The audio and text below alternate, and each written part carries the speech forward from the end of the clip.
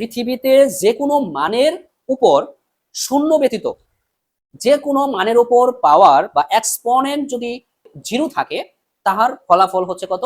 1। আসসালামু আলাইকুম, আমি ফারুক স্যার স্বাগতম জানাচ্ছি টপ মেরিট শিক্ষা পরিবারে। আজকের এই উচ্চতর ক্লাসে এসএসসি পরীক্ষার্থী, অভিভাবক অথবা প্রতিযোগিতামূলক অংশগ্রহণকারী কোনো ব্যক্তি যদি এই মুহূর্তে আমার এই ভিডিওটি দেখে থাকেন, আমি প্রার্থনা করছি মহান আল্লাহর কাছে আপনাদের সবার উপর শান্তি বর্ষিত হোক। আজকে আমরা উচ্চতর গণিতের নবম অধ্যায়, যে সূচকীয় লগারিদম ফাংশন। প্রিয় শিক্ষার্থী বন্ধুরা, তোমরা কিন্তু এই উচ্চতর গণিতে এই অধ্যায়টা নিয়ে অনেক ভয়ে থাকো যে কিভাবে কি ধরনের প্রশ্ন আসবে, প্লাস হচ্ছে এখান থেকে কি বেসিক শিখলে এই অধ্যায়টা ভালোভাবে পারা যাবে। এই সব প্রাথমিক আলোচনা এবং এই অধ্যায়ের যে প্রয়োজনীয় যে সূত্রগুলা আছে আমাদের, যেগুলা জানতেই হবে, আর এগুলাই আজকে আমরা এই প্রথম পর্বে আলোচনা করব। তো প্রথম পর্বের আজকের আলোচনা থাকবে প্রাথমিক আলোচনা, মানে এই এক্সপোনেনশিয়াল অ্যান্ড লগারিদমিক ফাংশনের যে প্রাথমিক যে বিষয়গুলা তোমাকে জানতেই হবে, যে বিষয়গুলা তুমি না জানলে এই অধ্যায়টা তুমি ভালোভাবে বুঝবা না। এই অধ্যায়ের যে প্রবলেমগুলো আছে, অনুশীলনী প্রশ্ন ম্যাথগুলো আছে, সেগুলো তুমি সলভ করতে পারবা না। দেন হচ্ছে এই বোর্ডের যে প্রশ্ন আসে সেগুলো তুমি সলভ করতে পারবা না। সেই যে প্রাথমিক যে জ্ঞানটুকু তোমার থাকা দরকার এই অধ্যায়ের, সেটা নিয়ে আজকে আলোচনা করবে এই পর্বে। এবং এই অধ্যায়ের যে প্রয়োজনীয় সূত্রসমূহ, যে সূত্রগুলা তোমাকে জানা ফরজ এই অধ্যায়ে, তোমাকে প্রবলেমগুলা সলভ করতে এবং তোমার ম্যাথ ক্যালকুলেশন করতে যে সূত্রগুলা তোমার প্রয়োজনীয়, সেই সূত্রসমূহ শুধু আলোচনা করব। তোমরা ধৈর্য সহকারে ক্লাসটা দেখলে আমি 100% ভরসা তোমাদের দিতে পারি, তোমরা আমার উপর ভরসা রাখো। ইনশাল্লাহ এই ক্লাসটা সম্পূর্ণ দেখার পর তুমি নিশ্চিত তোমার কাছে এই লগারিদম বা সূচকীয় ফাংশন যে তোমরা ভয়ভীতি ছিল এতদিন, এটা তোমাদের কেটে যাবে। তো ধৈর্য সহকারে ক্লাসটা দেখো। আমি একদম প্রাথমিক থেকে শুরু করে অ্যাডভান্স পর্যন্ত সম্পূর্ণ একদম প্রো বানাই তোমাকে ছাড়বো। এই অধ্যায়ে তোমরা এই ক্লাস করার পর আর কোনো তোমাদের ভয় থাকবে না। দেখো, এই পর্বের যে সূচকীয় লগারিদমীয় ফাংশনের অধ্যায় নাম্বার 9 এর আমাদের প্রথমে যেটা জানতে হবে সেটা হচ্ছে, দেখো এখানে আমি লিখে রাখছি যে আর ইকুয়াল হচ্ছে সকল বাস্তব সংখ্যার সেট, এন দ্বারা বোঝায় হচ্ছে সকল স্বাভাবিক সংখ্যার সেট, জেড দ্বারা বোঝায় সকল পূর্ণ সংখ্যার সেট, আর কিউ দ্বারা বোঝায় সকল মূলদ সংখ্যার সেট। এই জিনিসগুলো আমাদের মাথায় রাখতে হবে যে কোনটা ধারা কি বোঝায়। যে আর ধারা বোঝাচ্ছে সকল বাস্তব সংখ্যার সেট, এন ধারা সকল স্বাভাবিক সংখ্যার সেট, জেড দ্বারা পূর্ণ সংখ্যার সেট সেট আর কিউ দ্বারা সকল মূলদ সংখ্যার সেট। এরপর দেখো যে এই যে সূচকীয় লগারিদম ফাংশন মানে আবিষ্কার কে করলো সেটা আমরা একটু জেনে নিব। যে আবিষ্কারক হচ্ছে জন নেপিয়ার 1614 সালে। আবিষ্কারক কে করছেন? জন নেপিয়ার 1614 সালে জন নেপিয়ার এই লগারিদম বা সূচকীয় ফাংশন আবিষ্কার করেন। এরপর পরবর্তীতে অষ্টাদশ শতাব্দীতে সুইজারল্যান্ডের গণিতবিদ লিওল্যান্ড অয়লার সূচক ও লগারিদমের মধ্যে সম্পর্ক স্থাপন করেন। তো এই টপিকটা আমরা একটু মুখস্থ করে রাখবো, মাথায় রাখবো। প্রিয় শিক্ষার্থী বন্ধুরা, এখন আমরা মূল ক্লাস শুরু করব। দেখো আমি একটা এখানে সংখ্যা লিখলাম, যে 16 লিখলাম। এই 16কে আমরা এক্সপ্লেন করতে পারি এইভাবে যে 4, এরপরে দিলাম হচ্ছে এইভাবে। দেখো 4কে 4 এর উপরে আমি মাথার উপরে যখন 2 দিলাম, তখন এই 4 এর 2 বার গুণ করলে কিন্তু 16 হয়। আমি এইভাবে লিখতে পারি। তো বিষয়টা হচ্ছে এই 2 যে আছে, এই 2 কে আমরা লিখতে পারি হচ্ছে কি বলতে পারি, এই 2 কে আমরা কি বলতে পারি, আর এই আমরা 4 কে আমরা কি বলতে পারি। তো 2 কে আমরা বলতে পারি হচ্ছে ঘাত। কি বলতে পারি? ঘাত বলতে পারি। এরপর এই 2 কে আমরা বলতে পারি হচ্ছে সূচক। কি বলতে পারি? সূচক বলতে পারি। কি বলতে পারি? সূচক। আবার এই 2 কে আমরা বলতে পারি হচ্ছে এক্সপোনেন্ট। কি বলতে পারি? এক্সপোনেন্ট। ভালো করে একটু বোঝার চেষ্টা করো যে আমরা যে 16 ইকুয়াল 4 তারপরে 2 দিলাম, এই 2 কে আমরা কি বলতে পারি? ঘাত বলতে পারি, সূচক বলতে পারি, এক্সপোনেন্ট বলতে পারি।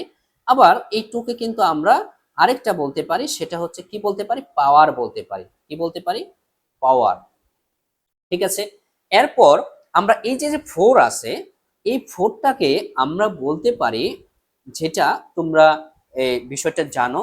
আর আরেকটা কথা বলি যে এই অধ্যায়টা পারলে কিন্তু তোমাদের দেখা যাচ্ছে ফিজিক্সে ম্যাক্সিমাম তোমার টার্মগুলা এখান থেকে তোমরা শিখতে পারবা। আশা করি তোমাদের কনসেপ্টগুলা ক্লিয়ার হয়ে যাবে। দেখো 4 কে আমরা বলতে পারি হচ্ছে বেজ। কি বলতে পারি? বেজ বলতে পারি। আবার এই ভেজকে আমরা 4 কে আবার বলতে পারি হচ্ছে ভিত্তি। কি বলতে পারি? ভিত্তি। আবার এই 4 কে আমরা বলতে পারি হচ্ছে নিধান। কি বলতে পারি?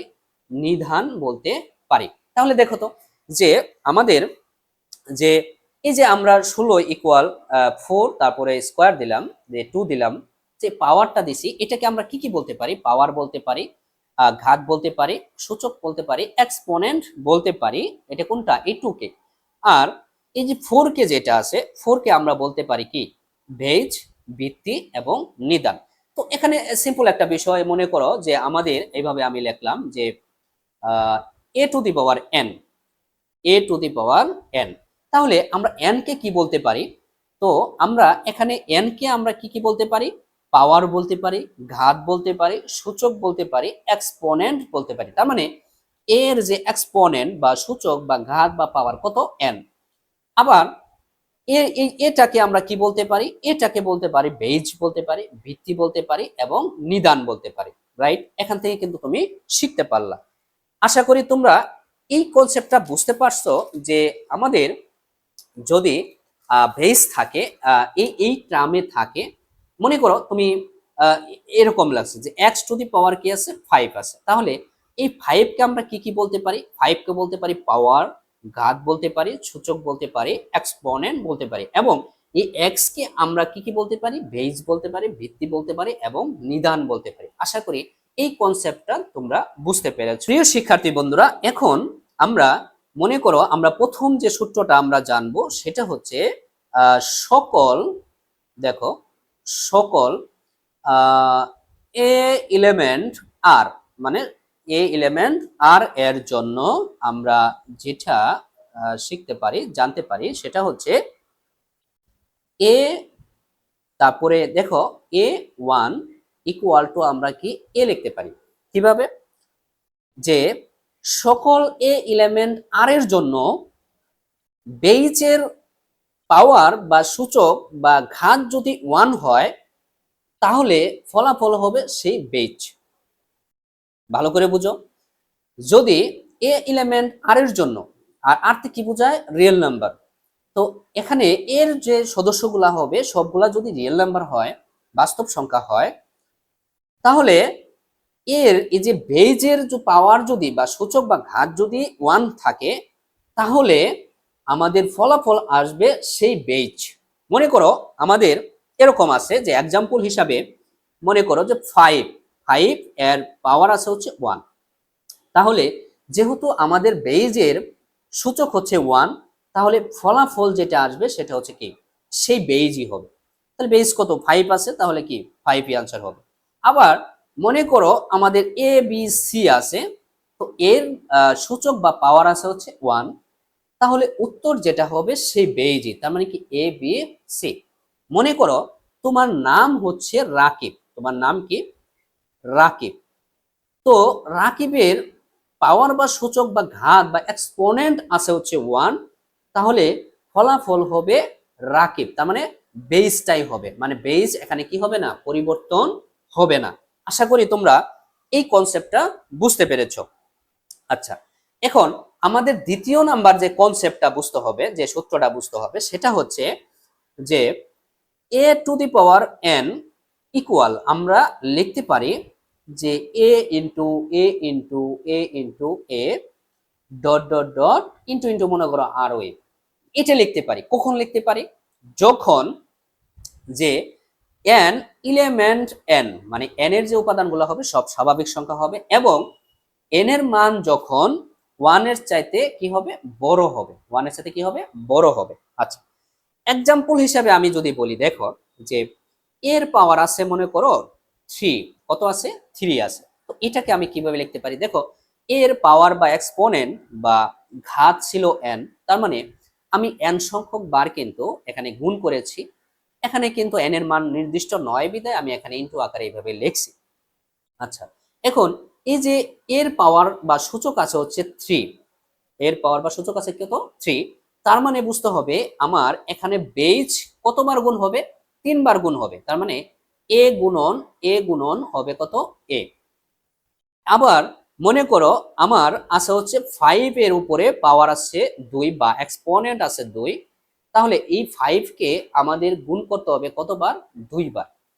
আবার মনে করো আমাদের এ বি সি এর উপর পাওয়ার আছে মনে করো 3, তাহলে এই এবিসি কে আমাদের গুণ করতে হবে কতবার করে, 3 বার গুণ করতে হবে। কেন? কারণ তার এন এর মানটা, এই যে এন এর মানটা বা সূচক হচ্ছে কত 3, তার মানে আমাদের বেস কি কতবার গুণ করতে হবে, 3 বার গুণ করতে হবে। আশা করি তোমরা বুঝতে পেরেছো যে আমাদের বেস যাই হোক না কেন, আমাদের পাওয়ার বা এক্সপোনেন্ট যা থাকবে, যে এক্সপোনেন্ট যা থাকবে বেসটা ততবার কি হবে, গুণ হবে। বেসটা ততবার কি হবে, গুণ হবে। আশা করি বুঝতে পারছো। মনে করো আরেকটা এক্সাম্পল দেখাই তোমাদের। মনে করো এক্স আছে, তো এক্স এর পাওয়ার আছে হচ্ছে 5, এক্স এর পাওয়ার কত 5, তো এই এক্সটা আমরা গুণ করব কতবার, 5 বার গুণ করব। কিভাবে, এক্স গুণন এক্স গুণন এক্স গুণন এক্স গুণন হচ্ছে এক্স। তাহলে দেখো তো কতবার হলো, 5 বার হয়েছে। আচ্ছা, এখন এই যে গুণনের এই পরিবর্তে আমরা এইভাবে ইনটুও দিতে পারি, এইভাবে আমরা ইনটু আকারেও লিখতে পারি। আশা করি তোমরা যে এই যে বেইজের যে পাওয়ার যতবার থাকবে ঠিক ততবার আমাদের বেসটা কি করতে হবে, গুণ করতে হবে। এটা তোমরা এই কনসেপ্টটা তোমরা বুঝতে পেরেছো। কারণ এই কনসেপ্টটা ভালোভাবে বুঝতে হবে, কারণ এই কনসেপ্টটা আমরা যখন অনুশীলনী ম্যাথ করব তখন কিন্তু অনেক বার লাগবে, অনেকবার ইউজ করতে হবে, ব্যবহার করতে হবে। তাহলে আশা করি তোমরা এই কনসেপ্টটা বুঝতে পেরেছো। এখন আমরা 3 নাম্বার কনসেপ্টে যাব। তো 3 নাম্বার কনসেপ্টে আমি যা শিখবো এখন সেটা হচ্ছে আমাদের যেটা শিখতে হবে যে রুট ওভার শিখতে হবে। দেখো এই রুট ওভার এর বর্গমূল হচ্ছে হাফ, এটা মনে রাখো। রুট ওভারের বর্গমূল কত, হাফ। মনে করো এরকম আছে যে রুট ওভার এক্স, এটাকে যদি আমি বর্গমূল করি তাহলে আসবে হচ্ছে এক্স এর পাওয়ার বা সূচক হচ্ছে হাফ। তার মানে এই রুট ওভার এক্স এর বর্গমূল করলে এক্স এর পাওয়ার বা ঘাত বা সূচক পাই হচ্ছে আমরা হাফ। তাহলে এভাবে আমরা সহজভাবে মনে রাখবো যে স্যার আমরা রুট ওভারের মান হচ্ছে হাফ। আর আমাদের যদি এরকমও থাকে যে একটা বেজ আছে, বেজের উপরে কি আছে, পাওয়ার আছে, তো এটাকে আমরা এভাবে লিখতে পারি স্যার বেসটা যে অবস্থায় আছে সে অবস্থায় থাকবে, এবং এই রুট ওভারের পরিবর্তে আমি বর্গমূল আকারে লিখতে পারি হচ্ছে 1/2, হাফ এই আকারে আমরা লিখতে পারি। আশা করি তোমরা এই রুট ওভারের যে কনসেপ্টটা এটা তোমরা বুঝতে পেরেছো। এখন আমাদের আরেকটা বিষয় জানতে হবে এখান থেকে, সেটা হচ্ছে যে যদি n রুট ওভার থাকে, n রুট ওভার থাকে, এরপরে আমাদের বেস আছে মনে করো যে x, এটাকে আমরা এইভাবে লিখতে পারি x তারপরে 1 বাই কি লিখতে পারি, n লিখতে পারি। দেখো যখন তোমাকে এখানে কিছু ছিল না, এখানে কোনো কিছু ছিল না, তখন কিন্তু আমরা সরাসরি x এর পাওয়ার কত দিছি, বর্গমূল করলে 1/n দিছি, 2 দিছি, 1/2 দিছিলাম। তো এখন যেহেতু এখানে n আছে, সেক্ষেত্রে n রুট ওভার এক্স এর যদি বর্গমূল করি তাহলে হবে x এর পাওয়ার 1 বাই কত হবে, n হবে। এক্সাম্পল হিসাবে আমি যদি একটু এটা ব্যবহার করি, দেখো যে বোঝার চেষ্টা করো যে root over 2 root over x আছে, তো এটাকে আমরা কিভাবে লিখতে পারি, এক্সটা আমাদের বেসটা ঠিক রাখবো, এরপর এই যে 2 রুট ওভার আছে এই কারণে আমরা এখানে কি দিব, 1/2 দিব। এক্সাম্পল আরেকটু একটু বোঝার চেষ্টা করো, যদি 3 রুট ওভার এক্স থাকে তাহলে আমি কিভাবে লিখবো, তাহলে লিখবো এক্স তারপরে এখানে এই যে 1 বাই কত লিখবো, 3 লিখবো। জাস্ট এই যে তুমি যে এখানে কনসেপ্টটা বুঝছো, জাস্ট এন এর জায়গায়, এখানে এন এর জায়গায় যদি 100 হয়, এন এর জায়গায় তুমি 100 বসাই দিবা। মনে করো আরেকটা বোঝার চেষ্টা করো যে 15 তারপরে মনে করো আছে এ, তাহলে এটাকে আমরা এইভাবে লিখতে পারি যে এ তার যে সূচক বা পাওয়ার বা ঘাত হবে সেটা হচ্ছে কি 1/50। আশা করি তোমরা এই কনসেপ্টটা বুঝতে পেরেছো। এখন আমি এক্সাম্পল হিসেবে আরেকটা যদি আমি তোমাকে ম্যাথ ক্যালকুলেশন করে দেখাই, যে এরকম যদি টাইপের ম্যাথ থাকে, যে তোমাদের এরকম থাকলো যে -3√27, মনে করো এই ম্যাথটা তোমাকে দিছে ক্যালকুলেশন করতে। তো এটা তুমি কিভাবে করবা? তো আমি মাইনাস যে অবস্থায় আছে আমি ওই অবস্থায় রাখলাম। রাখার পরে দেখো যে √3, এখন এই 27 কে আমি যদি বিশ্লেষণ করি তাহলে কি হবে, যে 3 তারপরে পাওয়ার দিলাম হচ্ছে 3, এখন মাইনাস, এখন আমরা কি করতে পারি, এই যে 3√, এর জায়গায় আমি কি করতে পারি, যে আমাদের বেস যা আছে এই বেস মনে করো যে 3 তারপরে পাওয়ার 3, এইটা মানটা এইভাবে রাখবো আমি। রাখার পরে এই যে 3√, মানে হচ্ছে 1/3, তাহলে এখানে কি হচ্ছে মাইনাস এই 3 এবং এই 3টা কি আমরা যদি ভাগ করি এই 3 দিয়ে 1/3 কে, তাহলে 3 3 চলে যাবে, তাহলে এই 3 এর পাওয়ার থাকবে হচ্ছে কি, বেজের পাওয়ার থাকবে 1।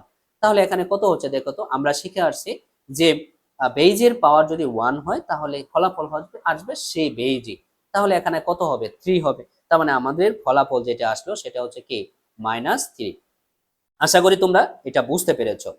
এরপর তোমাদের যদি এরকমও হয় যে কিভাবে, এরকম আছে মনে করো প্রশ্ন যে 2√, এখানে দিল 4, এটার সমাধান কত, তাহলে তুমি কিভাবে করবা, যে প্রথমে আমরা যেটা করব, এই যে 4 কে আমরা মৌলিক উৎপাদকে বিশ্লেষণ করে নিব, যেমন 2 তার পাওয়ার যদি আমি 2 দেই তাহলে কি হবে, 4 হয়।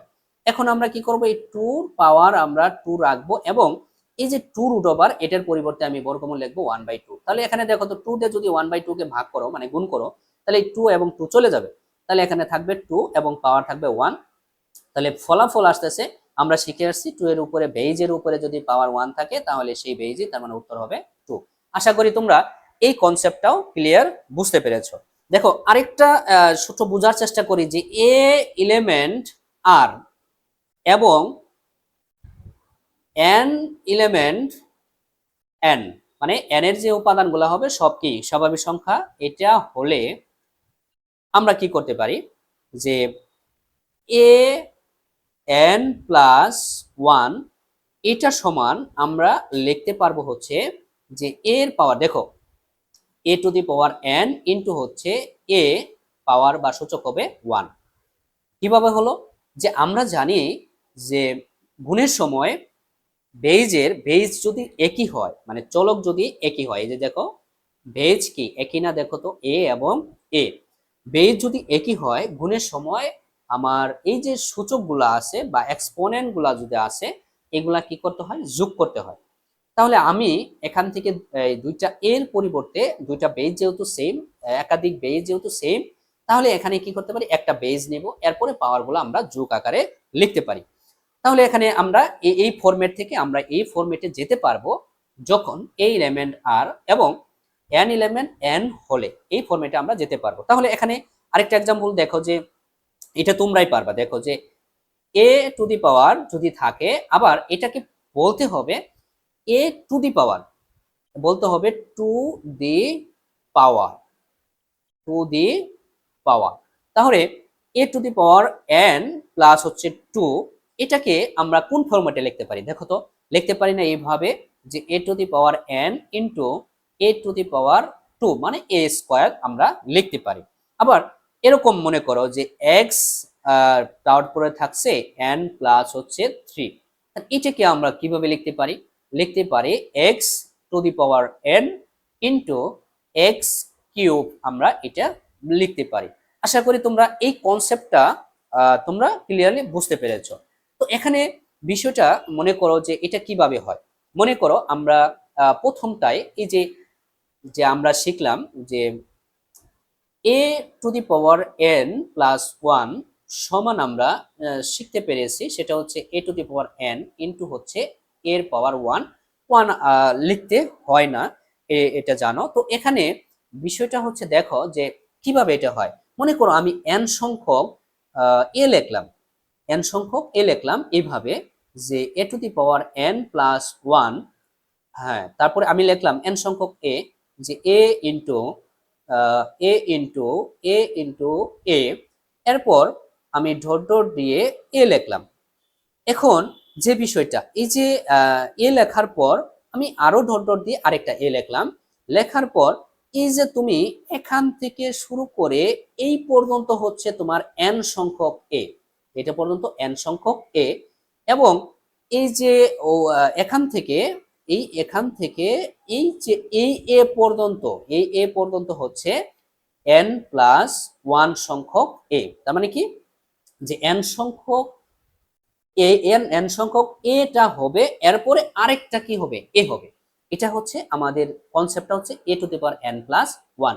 তো এটাকে আমরা এভাবে এক্সপ্লেন করতে পারি যে স্যার আমাদের যদি এইভাবে থাকে যে x a প্লাস বি আছে, এটাকে আমরা এইভাবে এক্সপ্লেন করতে পারি যে স্যার যে x⁴a ইন্টু x⁴b। সহজ কথায় মনে রাখবা যে গুণের সময় পাওয়ারগুলা কি হয়, যোগ হয়। তো যোগ থেকে আমরা পুনরায় এই গুণের ফরম্যাটে আমরা যেতে পারি। আশা করি তোমরা এই কনসেপ্টটাও বুঝতে পেরেছো। এখন আমরা পরবর্তী যে কনসেপ্টটা শিখব সেগুলো হচ্ছে, দেখো যে এ এলিমেন্ট আর এর জন্য, এ এলিমেন্ট আর এর, এবং যদি এ এলিমেন্ট আর হয় এবং যদি M M N element N হলে, এই সংজ্ঞা অনুযায়ী আমরা এইভাবে লিখতে পারি যে a⁴m ইন্টু a⁴n ইকুয়াল, আমরা লিখতে পারি যে এই যে বেস দুটা কিন্তু সেম, বেস দুটা কি সেম, আমরা একটা বেস দিব। আর আমি একটু আগে কিন্তু তোমার বলে আসছি যে এখানে ইন্টু যদি থাকে তাহলে তার বেস যদি সেম হয় তাহলে বেস আমরা একটা লিখবো, এবং যতগুলা সূচক বা ঘাত বা এক্সপোনেন্ট আছে সবগুলো আমরা কি করে দিব, যোগ করে দিব। তাহলে এখানে দেখো আমাদের বেজ এখানে এ দুইটা আছে, আমরা একটা লিখলাম। এরপর আমাদের যে পাওয়ার আছে, যে সূচক বা ঘাত আছে বা এক্সপোনেন্ট আছে, সেগুলো আমরা কি করব, যোগ করে দিব। তাহলে এখানে কি হবে, এম, তারপরে কি হবে প্লাস, তারপরে কি এন। তাহলে বুঝতে পারলা যে এখানে এই শর্তে এক্স এলিমেন্ট আর এবং এম এন এলিমেন্ট এন হলে, এই শর্তে যদি তোমার একই ধরনের বেজ গুণ অবস্থায় থাকে তাহলে তার সূচক বা পাওয়ার গুলা কি হবে, যোগ হয়ে যাবে। এটা তোমরা বুঝতে পেরেছো। এক্সাম্পল হিসাবে তুমি আরো দেখতে পারো, সেটা হচ্ছে যে মনে করো এইভাবে আছে যে a⁴x আবার a⁴y, এইভাবে কিন্তু পড়তে হবে টু দি পাওয়ার। এখানে এক্স থাকুক বি থাকুক, বেজ যেটা হবে সেটা আগে দিবা, দেওয়ার পরে বলবা টু দি পাওয়ার, পাওয়ার যেটা থাকবে সেটা তুমি উচ্চারণ করবা। তাহলে আমাদের এখানে বেস যেহেতু সেম, তাহলে আমি এখানে কি করব, বেসটা আমি এখানে লিখবো, বেস হচ্ছে কত, এ, এবং তারপরে যে পাওয়ার বা এক্সপোনেন্ট গুলো আছে সেগুলো আমরা কি করে দিব, যোগ করে দিব। আশা করি তোমরা এটা বুঝতে পেরেছো। আবার যদি এরকমও থাকে 5⁴a ইন্টু 5⁴b, এটা মনে করো আছে, তাহলে আমি কিভাবে লিখবো, যে বেস যেহেতু এক এবং ইনটু আকারে আছে, আমি 5 লিখবো। এরপরে যে পাওয়ার বা সূচক গুলো আছে সেগুলো আমি কি করব, যোগ করে দিব। আচ্ছা, এরকম থাকতে পারে না, দেখো তো, যে a⁴m ইনটু হচ্ছে a⁴k+1, এটাকে আমরা কিভাবে এক্সপ্লেন করব। তো আমাদের বেস হচ্ছে কি সেম, তাহলে আমি বেস এ লিখলাম, লেখার পরে আমাদের যে পাওয়ার গুলো আছে এই পাওয়ার গুলো আমরা যোগ করব কিভাবে, এই যে m প্লাস এরপরে হচ্ছে k+1। আশা করি তোমরা এই কনসেপ্টটা বুঝতে পেরেছো যে আমাদের যদি বেস একই ধরনের হয়, মাঝখানে যদি ইনটু, তাদের দুজনের মাঝখানের সম্পর্ক যদি ইনটু বা গুণ থাকে, গুণ আকারে থাকে, তাহলে তার সূচক বা এক্সপোনেন্ট গুলা আমাদের কি হবে, যোগ হবে। কি হবে, যোগ হবে। আশা করি তোমরা এই কনসেপ্টটা বুঝতে পেরেছো। এগুলা খুব ধৈর্য সহকারে, মনোযোগ সহকারে শিখো, কারণ এগুলাই কিন্তু অনুশীলনী যখন ম্যাথ করব আমরা, ওই সময় কিন্তু এগুলা কাজে দিবে। তো ধৈর্য সহকারে ক্লাসটা পুরোপুরি দেখো। এই অধ্যায়ের যে বেসিক, তোমার যে যে তথ্যগুলা তুমি না জানলে এই অধ্যায় ভালো করে বুঝবা না, সকল কিছু এই ক্লাসে ইনশাল্লাহ আমি তোমাদের শেখাবো। এরপরে ধারাবাহিকভাবে অনুশীলনী ম্যাথগুলা আমি সমাধান করে দেবো ইনশাল্লাহ। এরপর আমরা একটু বোঝার চেষ্টা করব যে যে এ এলিমেন্ট আর এর জন্য, এবং যদি x A not equal to 0 হয়, এবং সেটা যদি এম যদি এন এলিমেন্ট এন হয়, এবং এখানে এম নট ইকুয়াল টু আবার এন হয়। এই সংজ্ঞা অনুযায়ী আমরা যদি এরকম এই ফরম্যাটে থাকে যে a to the power m by a to the power n, এই ফরম্যাটে যদি থাকে তখন আমরা এইভাবে লিখতে পারি যে a to the power m minus n, m minus N.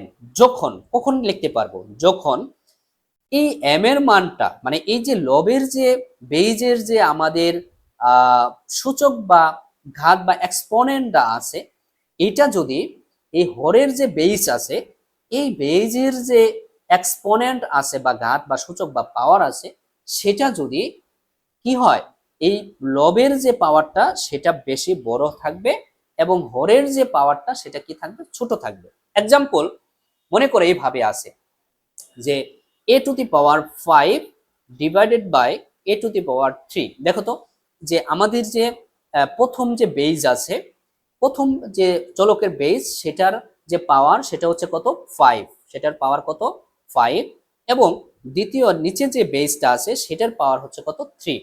তাহলে আমাদের দেখো তো এই প্রথম যে উপরে যে লবের যে পাওয়ারটা আছে সেটা কি বড় না, সেটা বড় থেকে ছোট। তাহলে আমরা এইভাবে এটা লিখতে পারি এ দুইটা বেইজের যেহেতু সেমই, তাহলে দুইটা বেইজের চলক আমরা একটা লিখতে পারি।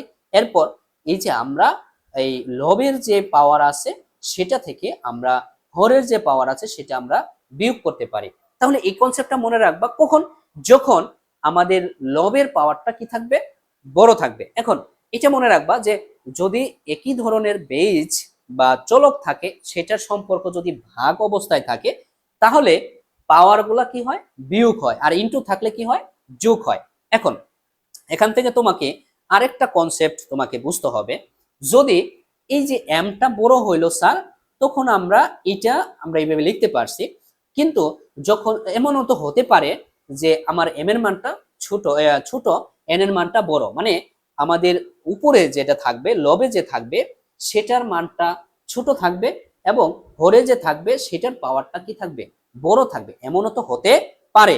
যদি এরকম হয় যে আমি লিখি যে আবার যদি এরকম হয় যে আমাদের a to the power m divided by a to the power n, এটাকে আমরা এইভাবে লিখতে পারি 1 divided by a to the power n minus m. কেন লিখলাম এটা, যখন এটা কখন হবে, যখন এই এম এর মানটা এন এর চাইতে কি হবে, ছোট হবে।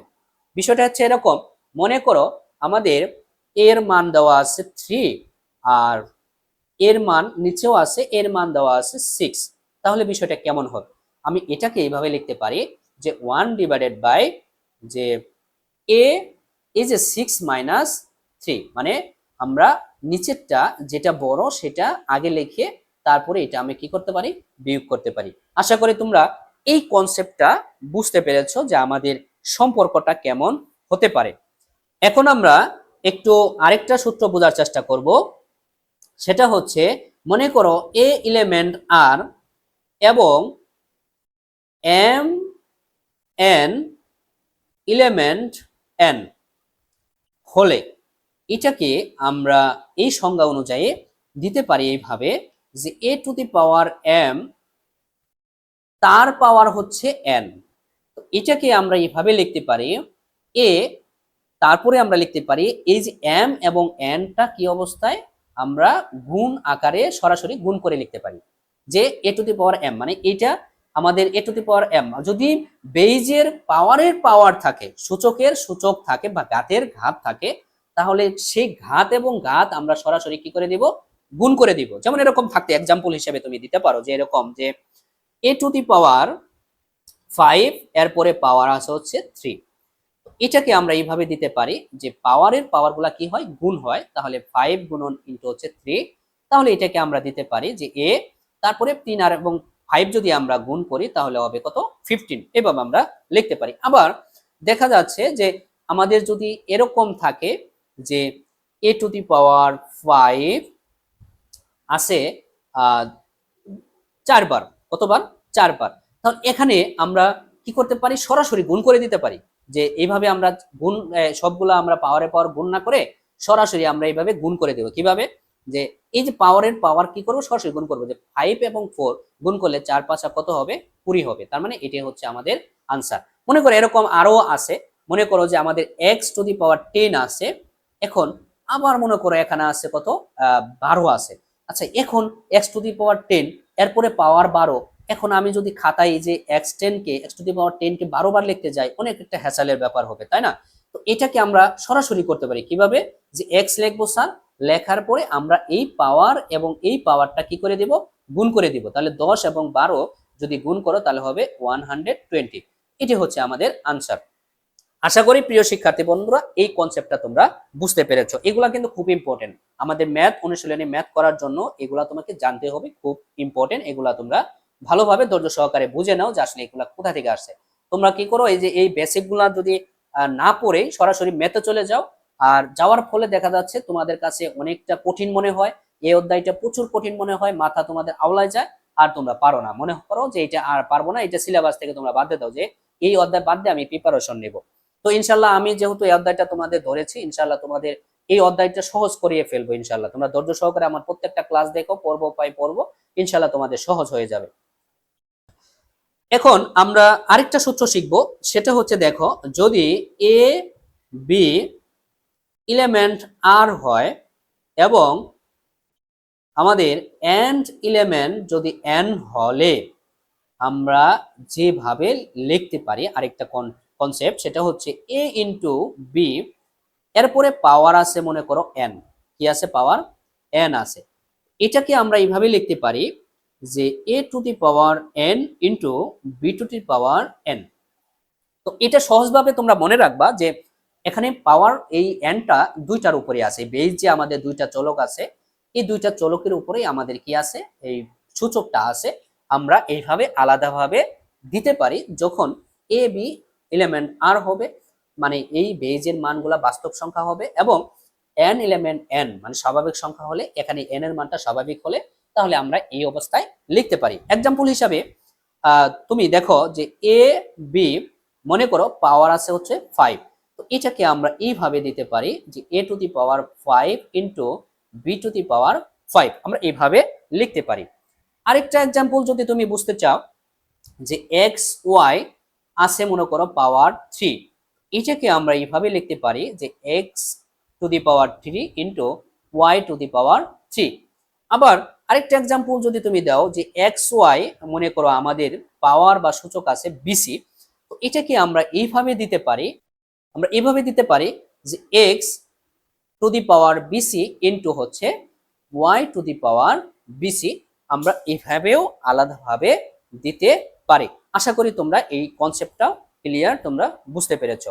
প্রিয় শিক্ষার্থী বন্ধুরা, এখন আমরা যে কনসেপ্টটা শিখবো, যে সূত্রটা, এটা ম্যাক্সিমাম ম্যাথে বা সকল তোমরা সাধারণ গণিত বলো, ফিজিক্স কেমিস্ট্রিতে বলো, ম্যাক্সিমাম ক্ষেত্রে এটা আসে, এবং এটা একটা এমসিকিউ আসে এরকম, যে a element R x not equal to 0, মানে এর মান 0 হতে পারবে না।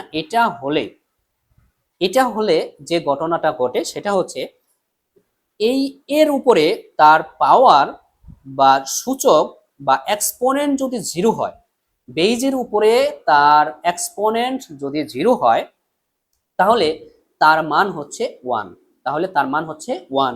কখন, যখন এর মান কি হতে পারবে না, 0 হতে পারবে না। স্যার যদি 0 হতো তাহলে কি হতো, আমরা এখানে যদি 0 দিতাম, এরপরে পাওয়ার হচ্ছে 0, তাহলে কি এখানে 0 দিব না, 0 হবে না। কারণ হচ্ছে কি, এখানে 0-র উপরে পাওয়ার বা সূচক যদি 0 থাকে, তাহলে এখানে ডিটারমাইন্ড করা যায় না, মানে নির্ণয় করা যায় না। তো এখানে এইটা হবে না। এর জন্য তোমাকে এখানে কিন্তু তোমাকে সংজ্ঞায় বলেই দিছে যে এ নট ইকুয়াল টু 0। এই শর্ত অনুযায়ী আমাদের এর পাওয়ার যদি 0 হয়, তাহলে তার পাওয়ার সমান হবে, উত্তর হবে, ফলাফল আসবে 1। মনে করো যে কোনো পৃথিবীতে যে কোনো মানের উপর 0 ব্যতীত যে কোনো মানের উপর পাওয়ার বা এক্সপোনেন্ট যদি এই আমাদের 0 থাকে, তাহার ফলাফল হচ্ছে কত, 1।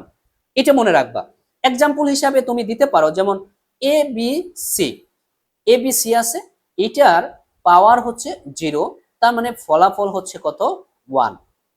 এরপর এক্স ওয়াই জেড আছে, এক্স ওয়াই জেড আছে, তার পাওয়ার আছে 0, তার মানে আমাদের ফলাফল আসবে কত 1। এরপরে মনে করো তোমার কাছে আছে 100 কোটি, কত কোটি 100 কোটি। এটা বোঝার স্বার্থে তোমাকে আমি বলছি যে 100 কোটি, তো 100 কোটির উপর পাওয়ার আছে বা এক্সপোনেন্ট আছে 0, তার মানে তার ফলাফল কত 1। আবার তোমার নাম মনে করো রাকিব, তোমার নাম হচ্ছে রাকিব, এর পাওয়ার যদি কি থাকে সূচক থাকে 0, তাহলে তার ফলাফল আসবে হচ্ছে 1। আশা করি তোমরা এই কনসেপ্টটা বুঝতে পেরেছো। দেখো আমরা যদি একটা ম্যাথ এখান থেকে ক্যালকুলেশন করতে চাই, দেখো কি হবে। মনে করো এই কনসেপ্ট থেকে একটা ম্যাথ করো তোমরা, 1 নাম্বারটা, দ্য 9 রুট ওভার আছে ইনটু আছে যে এ বি সি, এরপর আছে 0 আসছে। মনে করো এটাই তোমাকে একটা এমসিকিউ চলে আসছে, তাহলে আমরা এখানে 9 রুট ওভার এটা ঠিক রাখবো ইনটু, এরপর এই যে এ বি সি এর পাওয়ার আছে 0, তার মানে এখানে আনসার হবে কত, ফলাফল হবে কত 1। কারণ এইটার পরিবর্তে তুমি কত লিখতে পারো 1 লিখতে পারো। মনে রাখবা এইভাবে পৃথিবীর শূন্য ব্যতীত পৃথিবীর যে কোনো মানের উপর এক্সপোনেন্ট, ঘাত বা সূচক যদি 0 হয় তার ফলাফল হবে 1। তাহলে আমরা 1 লিখে নিছি, দেখো তো লিখে নিছি। এরপরে 9 কে রুট ওভার যদি বর্গমূল যদি তুমি করো তাহলে আসবে হচ্ছে 3 প্লাস ইনটু, এরপর হচ্ছে 1। এখন এই 3 এবং 1 যদি তুমি গুণ করো তাহলে ফলাফল আসবে 3। এটি হচ্ছে আমাদের আনসার। আশা করি তোমরা এটা এই কনসেপ্ট প্লাস এই ধরনের ক্যালকুলেশন তুমি কিভাবে করবা সেটা তুমি বুঝতে পেরেছো। এরপর যখন আমরা অনুশীলনী ম্যাথ করব তখন আরো বুঝতে পারবা। কিন্তু এই বেসিক গুলা তোমাকে লাগবে, এই বেসিক ছাড়া কখনোই তুমি এই অধ্যায়ের আপাতত লগারিদম সূচকীয় ফাংশনের অধ্যায়ে আপাতত তুমি ম্যাথ পারবা না। এগুলা তোমাকে জানতেই হবে। এই জন্যই এই ক্লাসটা একটু লং হলেও তোমরা ধৈর্য সহকারে ক্লাসটা দেখো, ইনশাল্লাহ এইখান থেকে যে বেসিক কনসেপ্ট গুলা তুমি পাবা, এই কনসেপ্ট গুলা দিয়ে তুমি সকল ম্যাথ সমাধান করতে পারবা। এরপরে আমরা যেটা শিখবো সেটা হচ্ছে দেখো যে a inverse n, a to the power inverse n যদি থাকে, এটাকে আমরা এইভাবে লিখতে পারি 1 divided by a to the power n. এখানে কনসেপ্টটা এটা বুঝতে হবে যে আমাদের এই ইনভার্স এন থাকলেই 1 ডিভাইডেড বাই হয়ে যাবে। এই যে এখানে যে মানটা বেস এবং পাওয়ার যেটা থাকবে সেটা নিচে চলে যাবে, এবং ইনভার্সের জন্য আমার যে লব সেটা হবে কি 1। মনে করো এইভাবে আমি সহজ ভাষায় তোমাদের বোঝানোর চেষ্টা করতেছি যাতে কঠিন মনে না হয়। মনে করো এ ইনভার্স 2 আছে, তার মানে আমাদের এই ইনভার্সের জন্য আমাদের লবে হবে 1, এবং আমি এখান থেকে আমি একটা দাগ দিয়ে দিব। এরপরে এই যে আমি বেসটা লিখবো, এরপরে যে পাওয়ারটা যত থাকবে তত আমি এখানে দিয়ে দিব। মনে করো এরকম আরেকটা আছে এ ইনভার্স 3, তার মানে আমি কি করব যে স্যার বলছে যে ইনভার্সের কারণে আমার কি হবে 1 ডিভাইডেড বাই হয়ে যাবে, এরপরে বেসটা হবে, এরপরে হচ্ছে এই যে পাওয়ার যেটা থাকবে সূচক সেটা মানটা এখানে বসে যাবে। এরকম তো আরো থাকতে পারে যে এরকম যে এ বি সি ইনভার্স হচ্ছে 2 মনে করো, এটাকে আমরা কিভাবে দিব, এইটা এইভাবে দিব 1 ডিভাইডেড বাই যে এ বি সি, তারপরে পাওয়ার দিব হচ্ছে কত 2। আশা করি এই কনসেপ্টটাও তোমরা বুঝতে পেরেছো। আবার এরকম সংখ্যা যদি থাকে কি করবা, আবার ভয় পেও না যে এরকম সংখ্যা থাকে যে 5 ইনভার্স 3 যদি থাকে, তাহলে এটাকে তুমি কিভাবে লিখবা, তো এটাকে তুমি এইভাবে লিখবা যে 1 divided by 5 two the power 3। বুঝতে পারছো যে এই ইনভার্সের কারণে কি হবে 1 হবে, 1 ডিভাইডেড বাই হবে, আর এই যে 3 বা 5 আছে 5টা বেসের জায়গায় এবং পাওয়ারটা পাওয়ারের জায়গায়, জাস্ট ইনভার্সের কারণে কি হয়ে গেল 1 ডিভাইডেড বাই হয়ে গেল। আশা করি প্রিয় শিক্ষার্থী বন্ধুরা এই কনসেপ্টটাও তোমরা ক্লিয়ারলি বুঝতে পেরেছো। দেখো প্রিয় শিক্ষার্থী বন্ধুরা আমরা কিছু এক্সাম্পল একটু দেখি, যে যা শিখলাম এর উপর একটা এক্সাম্পল একটু দেখি। সেটা হচ্ছে যে দেখো যদি কোনো ভেজের উপরে পাওয়ার যদি 0 হয় বা সূচক যদি 0 থাকে তার মান হচ্ছে 1। এরপর এরকম টাইপ থাকতে পারে যে -6 এরপরে পাওয়ার 0, তার মানেও হচ্ছে কত 1। এরপরে আমরা শিখলাম যে 7 ইনভার্স 1 যদি থাকে, এইভাবে এই ফরম্যাটে যদি থাকে তাহলে 1 ডিভাইডেড বাই 7 লিখতে পারি। আবার 7 ইনভার্স 2 যদি থাকে, 7 ইনভার্স 2 যদি থাকে, আমরা এভাবে লিখতে পারি যে 1/7 স্কয়ার। আবার আমাদের যদি 10 ইনভার্স 1 থাকে, তাহলে আমরা লিখতে পারি 1/10। এরপরে পাওয়ার 1 দেওয়ার দরকার নাই। এরপরে আমাদের যদি 10 ইনভার্স 2 থাকে, তাহলে আমরা এইভাবে লিখতে পারি যে 1/10 স্কয়ার। আশা করি তোমরা এইভাবে বুঝতে পেরেছো। আর এখন আমরা কয়েকটি প্রয়োজনীয় যে সূত্রগুলা, যেগুলো আমাদের শিখতেই হবে বা আমাদের জানা রাখা প্রয়োজন, সেই সূত্রগুলো আমি একটু এক্সপ্লেন করি, তোমরা একটু দেখো। এখন আমরা যে প্রয়োজনীয় যে সূত্রগুলা শিখলাম, সেগুলো আমি একসাথে তোমাদের একটু লিখে দেওয়ার চেষ্টা করতেছি। যে প্রয়োজনীয় সূত্রসমূহ, প্রয়োজনীয় সূত্র সমূহ। 1 নাম্বার যে আমরা সূত্রটা শিখছি, সেটা হচ্ছে a টু দি পাওয়ার, যদি m into a to the power n into আকারে থাকে বেস, তাহলে বেসটা বেস জায়গায় থাকে এবং পাওয়ারগুলা কি হয়, যোগ হয়। পাওয়ারগুলা কি হবে, যোগ হবে। এরপরে আমরা যেটা শিখছি 1 নাম্বার এটা।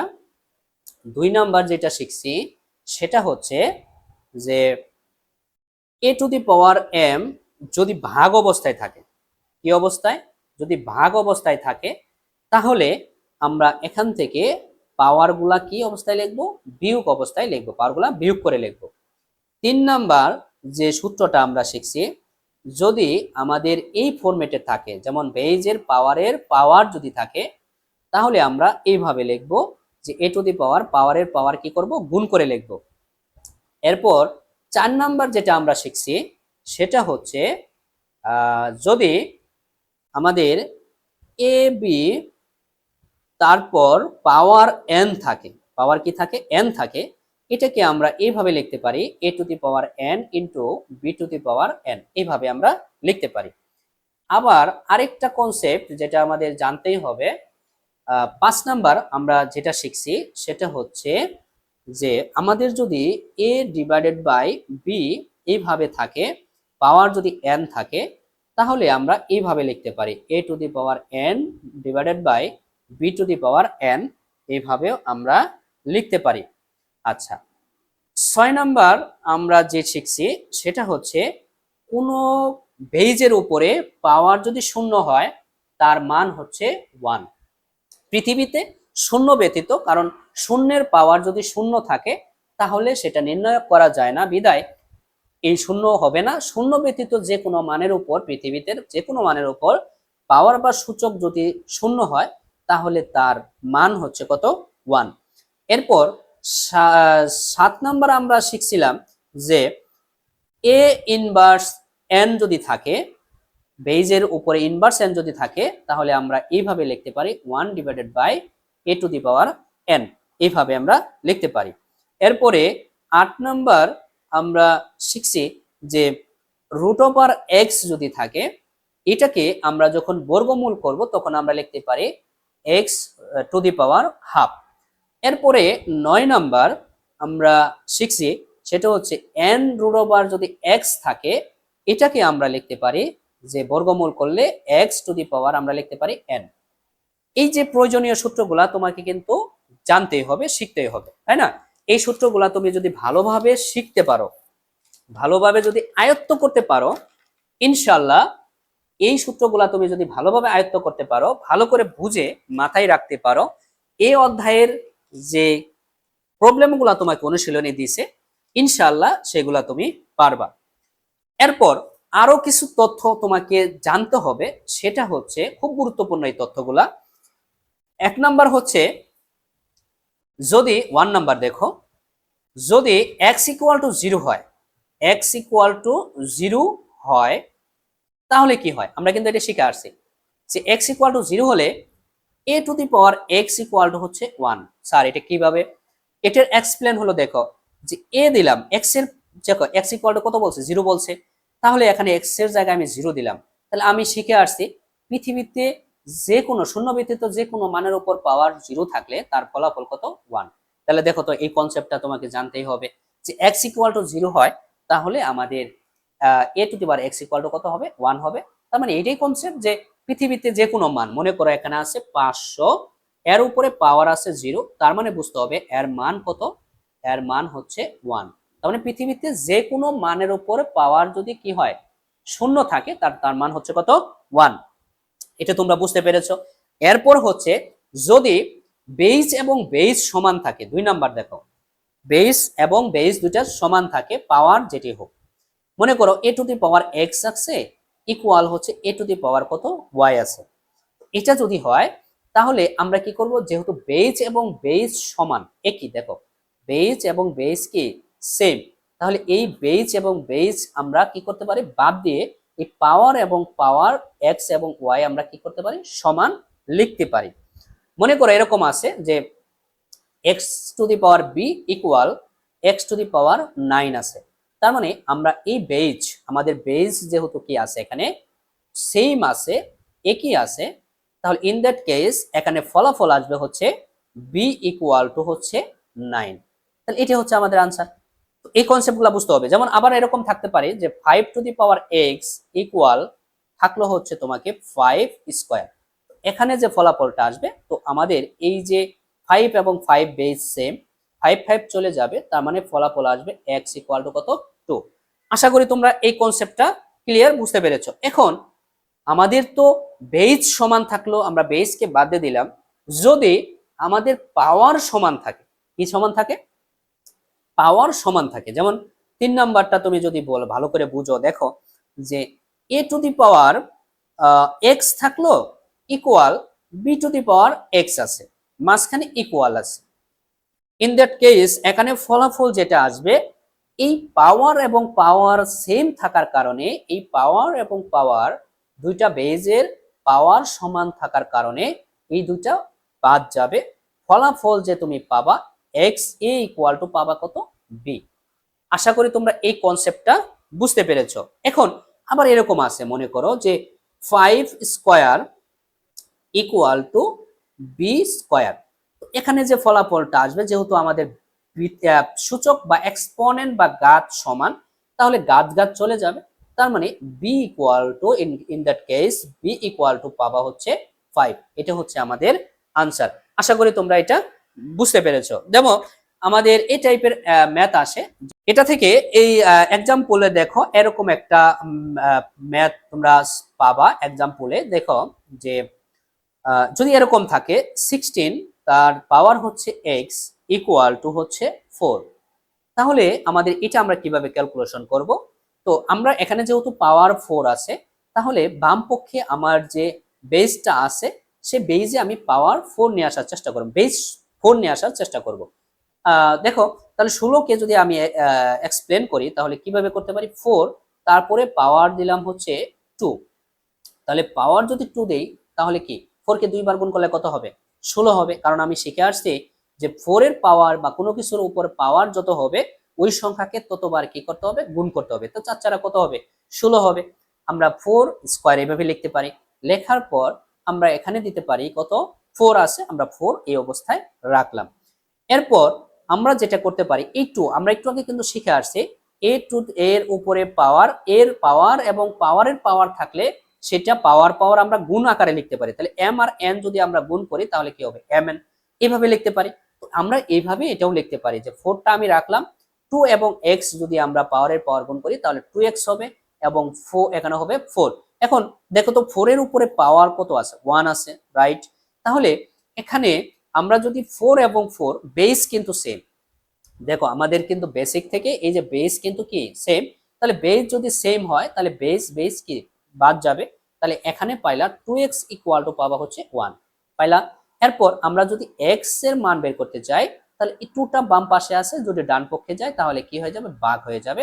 তার মানে 1/2 হবে আমাদের আনসার। আশা করি তোমরা বুঝতে পেরেছো কি টাইপের তোমাদের কোশ্চেন হবে। আরেকটা এক্সাম্পল তোমরা বোঝার চেষ্টা করো যে এটা এই ধরনের ম্যাথ তোমাদের আসে, দেখবা এমসিকিউ প্লাস সৃজনশীলও আসে এই ধরনের ম্যাথ করার জন্য এসকিউতে। তো দেখো যে 16 এইভাবে আছে, 16 এরপরে হচ্ছে 2x প্লাস হচ্ছে 3 equal 4 two the power 3x plus হচ্ছে 6। তো এই ম্যাথটা ক্যালকুলেশন কিভাবে করবা সেটা তোমরা এখন দেখো। তো এটা কিন্তু আমরা পারি কিভাবে, যে এই 16কে আমরা বিশ্লেষণ করব, এই বেজের সাথে মিলাবো। তো এখন দেখো এই বেজ আছে কত 4, তাহলে এই আমি এখানে 4 এর উপরে পাওয়ার যদি 2 দেই তাহলে কিন্তু কত পাবো 16 পাবো। এরপর আমরা এখানে লিখবো হচ্ছে পাওয়ারের পাওয়ারটা লিখে রাখবো 2x + 3 ইকুয়াল, এখানে বাম ডান পক্ষে যা আছে আমরা সেটাই লিখবো, লিখে নিলাম। এরপর আমরা তো শিখে আসছি যে পাওয়ারের পাওয়ার থাকলে পাওয়ারটা কি অবস্থায় গুণ হয়ে যায়, তাহলে আমি এখানে 4 লিখবো এবং এই 2টা এই পাওয়ারের সাথে গুণ করে দিব আমরা।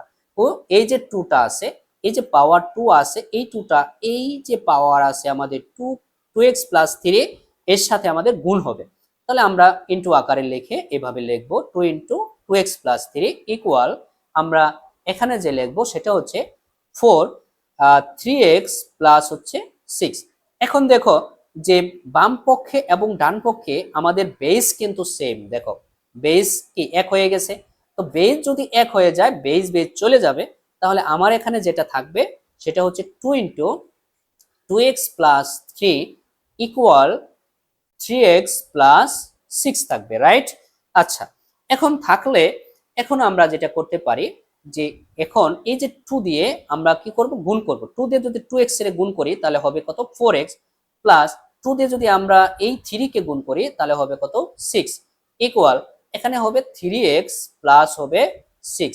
এখন আমরা ক্যালকুলেশন যদি করি, দেখো যে এই 3x কে সমান চিহ্নের বাম পাশে নিয়ে আসব, যে 4x 3x কে প্লাস আছে যদি বাম পাশে নিয়ে আসি তাহলে হবে কি -3x ইকুয়াল, এখানে আছে 6 আর +6টা যদি আমি বাম পাশে দেই তাহলে ডান পাশে দেই তাহলে হবে কি -6। এই যে 6টা ডান পাশে চলে গেছে। এখন যে তুমি ফলাফল যেটা পাবা 4x থেকে 3x বাদ দিলে কি x থাকবে, এবং 6 থেকে যদি 6 বাদ দাও তাহলে হবে 0। এটি হচ্ছে আমাদের আনসার। দেখো তো কত সহজ। তুমি যদি বেসিক বুঝো, বেসিক যদি পারো, বেসিক যদি নলেজ তোমার মাথায় থাকে, এইগুলা ম্যাথ তুমি ক্যালকুলেশন করতে পারবা আশা করি। তোমাদের বইয়ের যে উদাহরণ 11 নাম্বার, আমি প্রত্যেকটা উদাহরণ প্লাস হচ্ছে অনুশীলনী পরের ধাপগুলা পরের ক্লাসগুলাতে প্রত্যেকটা আমি আলোচনা করার চেষ্টা করব, সবগুলা সমাধান দিব, তোমরা দেখে নিতে পারবা। তোমরা ধৈর্য সহকারে 11 নাম্বারটা যে সমাধান করব তোমাদের বইয়ের 202 নাম্বার পেজের 202 নাম্বার পেজের যে 11 নাম্বার উদাহরণ যে একটা ম্যাথ আছে, যে ম্যাথটা কিন্তু আসে পরীক্ষায়, যে এরকম যে x√x ইকুয়াল আছে হচ্ছে যে x √x, তারপরে পাওয়ার আছে বা সূচক হচ্ছে x, এটা আছে। এটাকে আমরা এখন কিভাবে ক্যালকুলেশন করব সেটাই দেখো। আমরা যে বেসিক পারি, তো বেসিক পারলে ইনশাআল্লাহ ম্যাথ গুলাও আমরা ক্লিয়ার করতে পারবো। x² আছে হচ্ছে x √x ইকুয়াল, এখানে আমরা যেটা করব দেখো যে x এই যে x√, আমি বেসিক তোমাকে শিখিয়েছিলাম, দেখো √ যদি x থাকে এটার বর্গমূল হচ্ছে x, তারপরে হচ্ছে হাফ, পাওয়ার লিখতে পারি হাফ। তাহলে আমি এইভাবে লিখব যে পাওয়ার হচ্ছে হাফ, তাহলে আমি এইভাবে লিখলাম, তারপরে পাওয়ার আছে কত x, এই যে x লিখলাম, বাম পক্ষে যা আছে আমি সেভাবেই লিখলাম। লেখার পর √x ইকুয়াল, এখানে দেখো এই যে x এর পাওয়ার আছে কত 1 আছে। তা আমরা একটু আগে আমরা শিখি কিন্তু আসছি যে a⁴m a⁴n সমান হচ্ছে, আমাদের বেজ যদি সেম হয় তাহলে পাওয়ার এবং পাওয়ার কি হয়, যোগ হয়, পাওয়ারগুলা কি হয়, যোগ হয়। তাহলে এখানে বেজ যেহেতু x সেম, আমি একটা x দিব বেজ, এরপর পাওয়ারটা যোগ করে লিখবো, যেমন x এর পাওয়ার হচ্ছে 1 প্লাস এই x এর পাওয়ার হচ্ছে হাফ, আমি হাফ লিখলাম, এরপরে ব্র্যাকেট দিয়ে আমি পাওয়ার লিখবো x। এরপরে দেখো আমরা যেটা করব x⁴x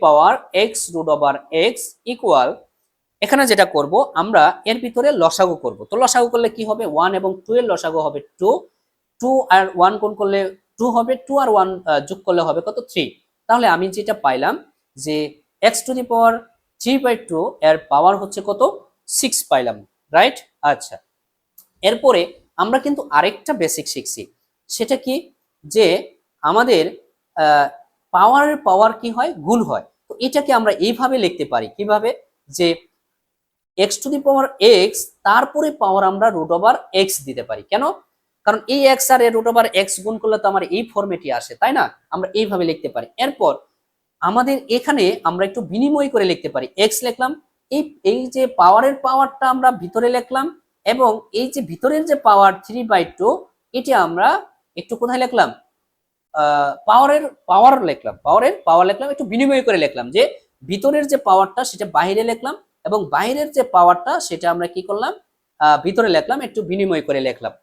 লেখার পর এখন যেটা কেন বিনিময় করে লিখলাম, কারণ হচ্ছে দেখো যে এই যে x to the power x এটার বেস এবং এক্স টু দি পাওয়ার এটার বেস কিন্তু সেম হয়ে গেছে। তাহলে বেস এবং পাওয়ার কিন্তু সেম হয়ে গেছে। দেখো x to the power x to the power x, তাহলে দুটাই চলে গেল। তাহলে দুটাই যদি চলে যায়, বাদ যায়, তাহলে বাম পাশে থাকবে হচ্ছে শুধুমাত্র √x, আর ডান পাশে থাকবে 3/2 থাকবে, 3/2। এখন এটাকে যদি আমি ক্যালকুলেশন করি, এখন দেখো যেহেতু তোমাকে x এর মান চাইছে, তাহলে উভয় পাশে আমি কি করব, বর্গ করব। তাহলে √x এটাকেও আমি বর্গ করলাম, এরপর ডান পক্ষে যে 3/2 আছে এটাকেও আমি কি করব, বর্গ করব। তাহলে বর্গ করার পর তাহলে আমাদের এখানে দেখলাম √ এবং 2 কাটা যাবে, কারণ √ এর মান আমি শিখছিলাম কত, √ এর মান কি শিখছিলাম বলতো, যে হাফ শিখছিলাম, যে স্যার √ এর মান শিখছিলাম হাফ। তাহলে এই 2 এবং √ এর মান কাটা যাবে। তো এই কনসেপ্টটা আমি আর একটু বুঝাই, যে √x তারপরে স্কোয়ার আছে, কিভাবে কাটা যাবে। তো √x পাওয়ার আছে হচ্ছে 2, তো এটাকে আমরা এইভাবে লিখতে পারি, ভিতরেরটা এইভাবে লিখতে পারি, যে x এর পাওয়ার বর্গমূল করলে √x করলে লিখতে পারি x টু দি পাওয়ার 1/2, এরপরে পাওয়ার আছে হচ্ছে 2। দেখো তো এই হাফ এবং 2টা কি গুণ অবস্থায় আছে না, তাহলে আমরা যদি এই হাফ এবং এই 2টা গুণ অবস্থায় লিখি, তাহলে এই হাফের সাথে 2টা কি গুণ অবস্থায়, তাহলে 2 এর সাথে 2টা ভাগ অবস্থায় আছে, তাহলে 2 কাটা গেলে শুধু থাকবে কি x। তাহলে আমি এখানে যে মানটা পাবো সেটা হচ্ছে x পাবো, ইকুয়াল আমি যে ফলাফলটা পাবো, যে 3 কে 2 বার যদি গুণ করো তাহলে পাবো হচ্ছে 9, 2 কে 2 বার গুণ করলে হবে কত, 4। কেন, কারণ হচ্ছে আমরা শিখে আসছি a/b যদি আমাদের এইভাবে থাকে, a/b two the power n থাকে, তাহলে এই এর উপরেও কি আছে, আমার n আছে সূচক, এবং b এর উপরেও সূচক কি আছে, n আছে। তাহলে এই ফরম্যাটে লিখলে তাহলে আমি বুঝতে পারতেছি স্যার, আবার জানি যে 3 এর উপরে যদি আমরা 2 থাকে, কারণ মনে 3 কে 2 বার গুণ করা, তাহলে 2 বার গুণ করলে কত হবে, 9। তাহলে এখানে 9 হবে, 2 কে 2 বার গুণ করলে হবে 4। তো এটাই হচ্ছে আমাদের আনসার। আশা করি তোমরা বুঝতে পেরেছো। তো এই ছিল আজকের বেসিক তোমাদের ক্লাস, যে সূত্রগুলা তোমাকে জানতেই হবে, যে না জানলে তুমি অনুশীলনী ম্যাথ পারবা না 9.1 অধ্যায়ের। এরপরে ধারাবাহিকভাবে আমি তোমাদের অনুশীলনী ম্যাথ, এরপরে উদাহরণ বা কাজের যে ম্যাথগুলা আছে সেগুলো আমি তোমাদের শেখানোর চেষ্টা করব। এরপরে লগারিদমের যে বেসিক সেই ক্লাসটা তোমরা পাবা। তোমরা ভালোভাবে পড়াশোনা করো, ভালোভাবে বেসিকটা ক্লিয়ার করে ফেলো, ইনশাআল্লাহ এই অধ্যায়টা তোমাদের যা করে ফেলবো, একদম সহজভাবে অনুশীলনী ম্যাথগুলো সমাধান করে দিব। তোমরা অবশ্যই চ্যানেলটি সাবস্ক্রাইব করবা, এবং তোমার বন্ধুদের মাঝে বেশি বেশি শেয়ার করবা, কমেন্ট করবা, লাইক করবা, এবং কোন অধ্যায়ের তোমরা ক্লাস চাও সেটা কমেন্ট করে জানিয়ে দিবা। সকলেই ভালো থাকো, সুস্থ থাকো, দেখা হবে পরবর্তী কোনো ক্লাসে। আল্লাহ হাফেজ।